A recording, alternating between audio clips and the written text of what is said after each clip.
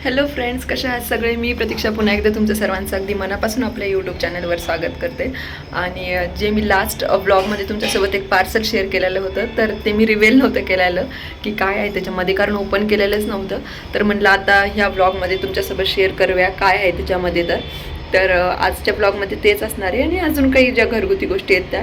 तर व्हिडिओ शेवटपर्यंत बघा आणि व्हिडिओ कसे वाटताय तर मला कमेंट करून सांगा. हे जे पार्सल आलेलं होतं त्याच्यामध्ये वॉटर प्युरिफायर आम्ही ऑनलाईन ऑर्डर केलेलं होतं, तर त्याचीच डिलेवरी झालेली होती.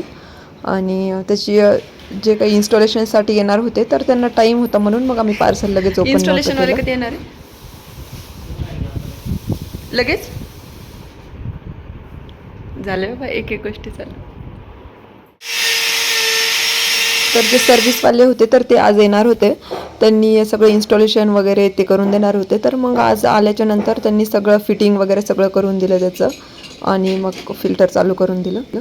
आम्ही केंटचं वॉटर फिल्टर ऑर्डर केलेलं होतं ऑनलाईन, आणि ते छान, म्हणजे सगळ्यामध्ये बेस्ट तर हेच आहे असं आम्हाला समजलं. आम्ही बरेचसे फिल्टर बघितले, बरेचसे इन्क्वायरी वगैरे केली, तर हे सगळ्यात बेस्ट म्हणून तर मग हेच ऑर्डर केलं. खरंच छान आहे हे फिल्टर, टेस्ट वगैरे पण छान आहे पाण्याची. जर कुणाला लिंक पाहिजे असेल तर मला कमेंट करून सांगा, मी तुम्हाला लिंक पाठवून देईल याची. आणि सर्व्हिस पण खूप छान आहे त्यांची, सर्व्हिसवाले लगेच येऊन जातात. तर आता मी लागले होते रोजच्या कामांसाठी आणि साहेबांना खायचे होते आलूचे पराठे, तर मग त्याचीच तयारी चालू होती.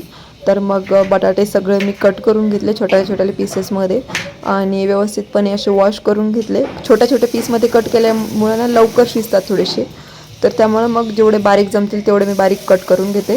आणि 2 पाण्याने व्यवस्थित वॉश करून देते, कारण की आता ते खूप माती वगैरे काय काय लागलेलं असतं त्याला. तर मग व्यवस्थित 2 पाण्यानं व्यवस्थित वॉश करून घेते, आणि नंतर मग प्यायच्या पाण्यामध्ये त्याला उकळण्यासाठी ठेवते. तर व्यवस्थित वॉश करून घेतले मी इथं बटाटे.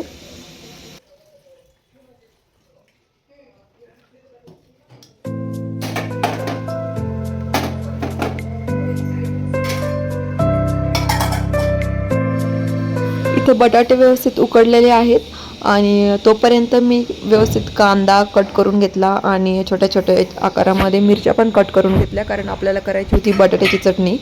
तसं आपण नुसतं बटाटे स्मॅश करून सुद्धा उकडलेले बटाट्यामध्ये मीठ तिखट वगैरे टाकून तसं पण पराठे करू शकतो. पण चटणी करून जे पराठे बनवतो ते जास्त छान लागतात, जास्त टेस्टी लागतात. त्यामुळे मी नेहमी चटणी बनवूनच करते. तर आता बटाटे व्यवस्थित उकडलेले आहेत, आणि त्याचे पूर्ण साल काढायचे वरचे. तर व्यवस्थित उकडल्यामुळं ते इझिली साल निघून जातात. आता मी चटणी करायला घेतलेली आहे. थोडंसं तेल टाकलं आहे, आणि त्याच्यामध्ये तेल गरम झाल्याच्या नंतर मोहऱ्या टाकल्या. थोड्या मोहऱ्या तडतड झाल्याच्या नंतर मग जिरे टाकले, आणि थोडंसं मग त्याला व्यवस्थित जिरे पण लाल झाल्याच्या नंतर त्याच्यामध्ये मिरच्या टाकल्या, आणि मिरच्या व्यवस्थितपणे फ्राय करून घेतल्या.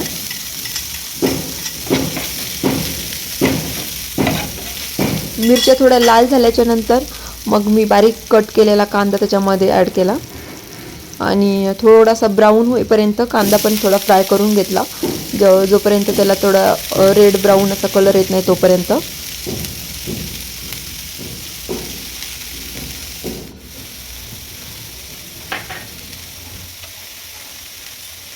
कांदा ब्राऊन कलरचा होईपर्यंत मग मी जे बटाटे होते तर त्याला बारीक बारीक शेपमध्ये कट करून घेतलं, कारण मग ते स्मॅशच करायचं होतं आपल्याला. तर बारीक बारीक याच्यामध्ये कट करून घेतलं, म्हणजे स्मॅश करण्यासाठी जेव्हा आपण चटणी बनवतो तर ते इझिली होऊन जातं, म्हणजे लगेच सॉफ्ट होऊन जातात ते. त्यामुळे मी असे बारीक बारीक शेपमध्ये कट करून घेतलं बटाट्यांना.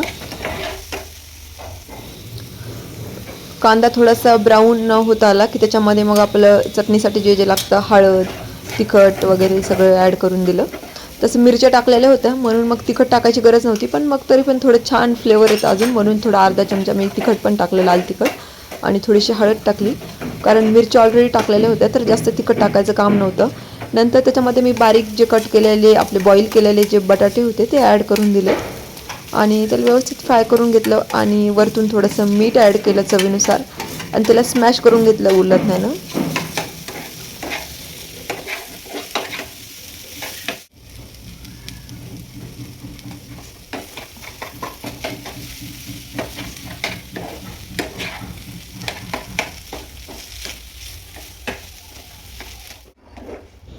तर अशा प्रकारे रेडी आहे आपली बटाट्याची चटणी, जी की आपली स्टफिंग राहणार आहे पराठ्यामध्ये. तर इकडं पीठ मी ऑलरेडी भिजून ठेवलेलं होतं, तर ते व्यवस्थित आता त्याला पहिले व्यवस्थित मळून घेतलं परत एकदा, जेणेकरून ते सॉफ्ट होऊन जाईल. कारण पराठ्यासाठी एकदम सॉफ्ट पीठ लागतं, जे कणिक आपण मळलेलं ते एकदम सॉफ्ट लागतं. तर मग मी व्यवस्थित त्याला मळून घेतलं परत एकदा थोडंसं तेल लावून, आणि त्याचे मग असे छोटे छोटे पराठे करून घेतले. खूप जास्त मोठे पण नाही आणि खूप छोटे पण नाही, असे मीडियम साईजचे अशा प्रकारे पराठे करून घेतले.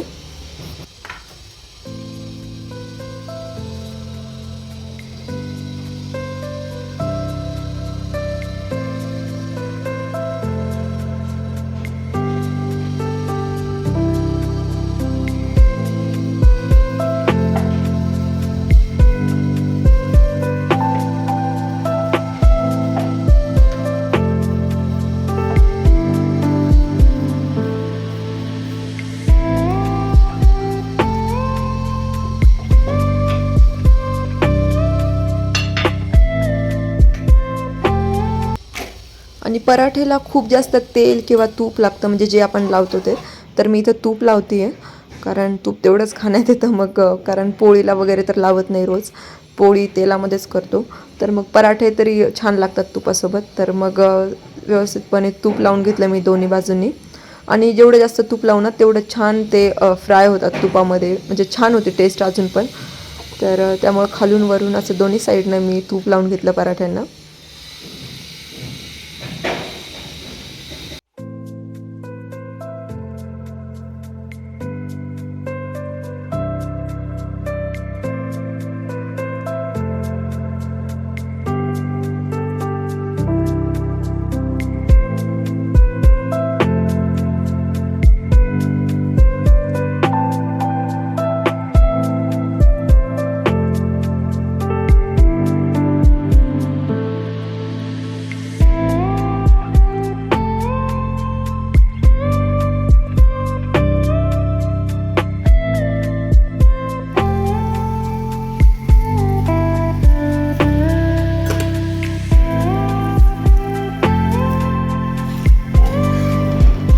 अशा प्रकारे मी सगळे पराठे बनवून घेतले आणि मस्तपैकी दह्यासोबत खाल्ले. तर टेस्ट खरंच खूप छान झालेली होती. तर तुम्ही पण अशाच प्रकारे पराठे बनवता का, मला कमेंट करून सांगा. आणि आम्ही जो गुलमंडीवरून जो मिरर आणलेला होता, तर तो असा काही आहे आणि पूर्ण इन्स्टॉल केल्याच्यानंतर तो असा काही दिसत होता. व्हिडिओ आवडत असतील तर चॅनलला लाईक शेअर सबस्क्राईब करा. Thanks for watching.